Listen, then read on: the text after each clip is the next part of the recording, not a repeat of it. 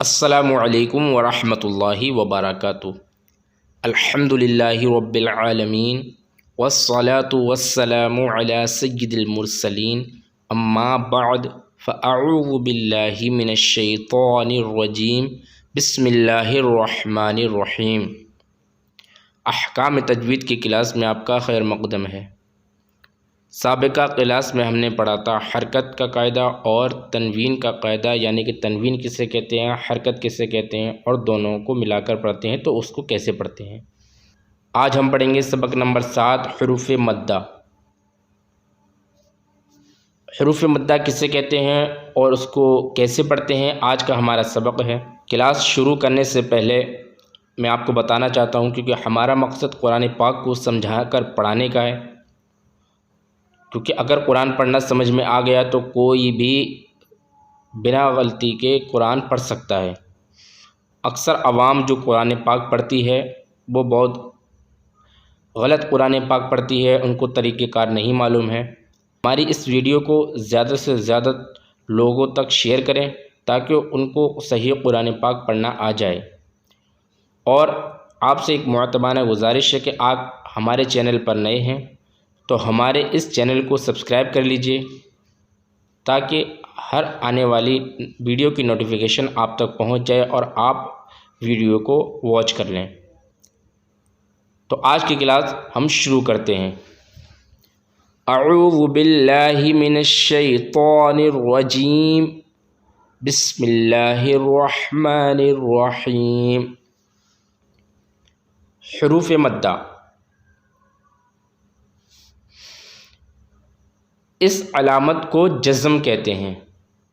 ये जो अलामत है, ये दाल की तरह दिखने वाला, इसको कहते हैं जज़म।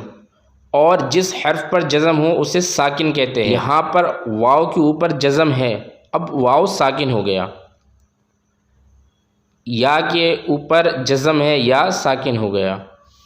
वाव के ऊपर जज़म है, वाव साकिन हो गया। या के ऊपर जज़म है, या साकिन हो गया। ये जज़्म जिस हर्फ पर होगा वो साकिन हो जाएगा। और साकिन का कायदा ये होता है कि अपने से पहले वाले हर्फ से उसको मिलाकर पढ़ा जाता है। जैसे कि यहाँ पर लिखा है बा वाव पेश बू, तो हमने यहाँ पर बा को वाव से क्यों मिलाया? वो इसीलिए मिलाया कि यहाँ पर जज़म है और जिस हर्फ पर जज़म हो वो साकिन होता है, और साकिन अपने से पहले वाले हर्फ को मिलाकर पढ़ना होता है। ये होता है साकिन का कायदा। आगे हम पढ़ेंगे हुरूफ़ मद्दा 3 हैं।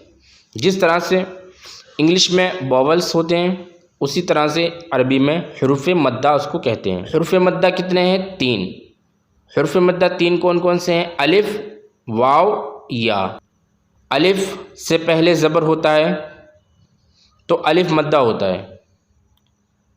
अलिफ से पहले वाले हर्फ पर अगर ज़बर होगा तो अलिफ मद्दा होगा। वाव साकिन से पहले पेश होगा तो वाव मद्दा होगा। या साकिन से पहले ज़ेर होगा तो या मद्दा होगा। ये हैं इंग्लिश में बोलते हैं जिसको बवल्स। अब ये 3 होते हैं। जो अलिफ है वो ज़बर का काम करता है, वाव साकिन पेश का काम करता है, या साकिन ज़ेर का काम करता है। इसको यूँ समझ लीजिए। अब अलिफ और ज़बर जहाँ पर एक साथ होंगे, एक ही कलमे पर होंगे, तो उसको अब खींच कर पढ़ा जाएगा। वाव साकिन और पेश एक कलमे पे एक साथ होंगे तो उसको खींच कर पढ़ा जाएगा। या साकिन और ज़ेर एक साथ होंगे, यानी कि यहाँ पर ये या साकिन है और बाकी नीचे क्या है? ज़ेर। तो अब यहाँ पर ये क्या है? ये एक साथ है तो अब इसको खींच कर पढ़ा जाएगा। तो अब इसको कितना खींचेंगे? हुरूफ़ मद्दा को एक अलिफ यानी कि 2 हरकत के बराबर खींच कर पढ़ते हैं। एक अलिफ कितना खींचेंगे? एक अलिफ इतना खींचेंगे कि हमारा होंठ जो है वो होंठों को हम जब जुदा करें हर्फ को पढ़ने के लिए तो हमारा पूरा मुंह खुल जाए और उसके बाद आवाज़ ना निकले। जैसे कि बा, मुंह खुल गया, बस बंद कर दिया, एक अलिफ खिंच गया, सिर्फ इतना खींचना है, इससे ज़्यादा नहीं खींचना है, सिर्फ एक अलिफ खींचना है। बा, ता, सा, जा, हा, इस तरह से खींचना है, इससे ज़्यादा नहीं खींचना है। मालूम ये चला कि अलिफ मद्दा, वाव मद्दा, या मद्दा जहाँ पर होते हैं उसको खींच कर पढ़ते हैं और एक अलिफ के बराबर उसको खींच कर पढ़ा जाता है। अब हम इसको पढ़ेंगे। बा अलिफ ज़बर बा, एक अलिफ खींच दिया हमने। बा वाव पेश बू, एक अलिफ खींच गया बू। बा या ज़ेर बी, बा बू बी। यहाँ पर हर्फ को खींचना है। हमने जो पढ़ा था पीछे साबिका क्लास में हरकत का कायदा, मुतहरिक जिसको बोलते हैं, तो उसको खींचना नहीं होता है, उसको बिना खींचे बिना झटका दिए पढ़ना होता है। अब यहाँ पर खींच कर पढ़ना होता है। यहाँ पर जो हम पढ़ेंगे वो खींच कर पढ़ेंगे। और कितना खींचेंगे? एक अलिफ के बराबर खींचेंगे। एक अलिफ कितना? हमारा पूरा मुंह खुल जाए। पूरा मुंह खुल गया, इतनी आवाज़ निकल गई, बस बंद कर लिया मुंह को।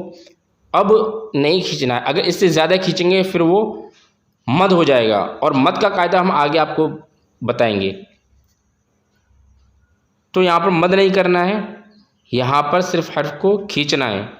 अब हम पढ़ लेते हैं। ता अलिफ ज़बर ता, ता वाव पेश तू, ता या ज़ेर ती, ता तू ती। अब यहाँ पर अलिफ के साथ ज़बर है और यहाँ पर सिर्फ ज़बर होता, अलिफ नहीं होता इसके साथ में, तो इसको पढ़ते ता ज़बर ता, ता। अब अलिफ भी है ज़बर भी है तो पढ़ेंगे ता। इसी तरह से यहाँ पर सिर्फ पेश होता और वाव साकिन नहीं होता तो इसको पढ़ते तू, और यहाँ पर दोनों हैं तो पढ़ेंगे तू। इसी तरह से यहाँ पर ज़ेर होता, ता के नीचे ज़ेर होता, या साकिन नहीं होता तो इसको पढ़ते ती, तो इसको पढ़ते ती। लेकिन यहाँ पर या साकिन के साथ ज़ेर है तो इसको पढ़ेंगे ती। यहाँ नहीं, कहने का मतलब ये है कि अगर हर्फ पर सिर्फ ज़बर हो, ज़ेर हो और पेश हो तो उसको नहीं खींचना है, और हर्फ पर अलिफ के साथ अगर ज़बर होगा तो उसको खींचेंगे, वाव साकिन के साथ पेश होगा तो खींचेंगे, या साकिन के साथ ज़ेर होगा तो भी उसको खींचेंगे। आगे पढ़ते हैं। सा अलिफ ज़बर सा, सा वाव पेश सू, सा या ज़ेर सी, सा सू सी। जा जू जी, हा हू ही, खौ। अब यहाँ पर क्या खौ आ गया, और खौ हर्फ मुस्तालिया है तो इसको खा नहीं पढ़ना है, इसको पढ़ेंगे खौ, खौ। इसको हमने पढ़ दिया खा तो ये गलत होगा, खा नहीं पढ़ना है, हर्फ मुस्तालिया है। जितना भी हमने साबिक़ा क्लास में पढ़ाया है वो सारी चीज़ें हमें जहन में रख कर तब पढ़ना है कुरान पाक, इंशाअल्लाह हमारी बिल्कुल भी गलती नहीं होगी। खौ, खू, खी,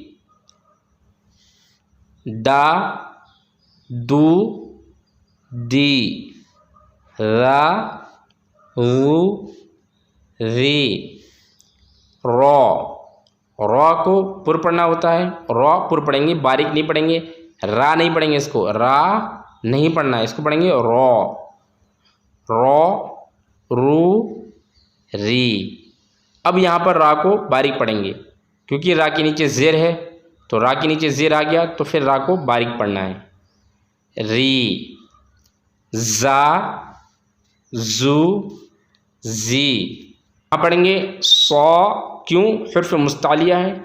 सौ, यहाँ पर सौ इसलिए पढ़ेंगे क्योंकि ये हर्फ मुस्तालिया है। हर्फ मुस्तालिया को हर हाल में पुर पढ़ना है, मोटा पढ़ना है, तो इसको यहाँ पर सा नहीं पढ़ेंगे, इसको पढ़ेंगे सौ, सू, सुई, द, ये भी हर्फ मुस्तालिया है, ये भी पुर हर्फ है, मोटा हर्फ है। द, दु, दुई।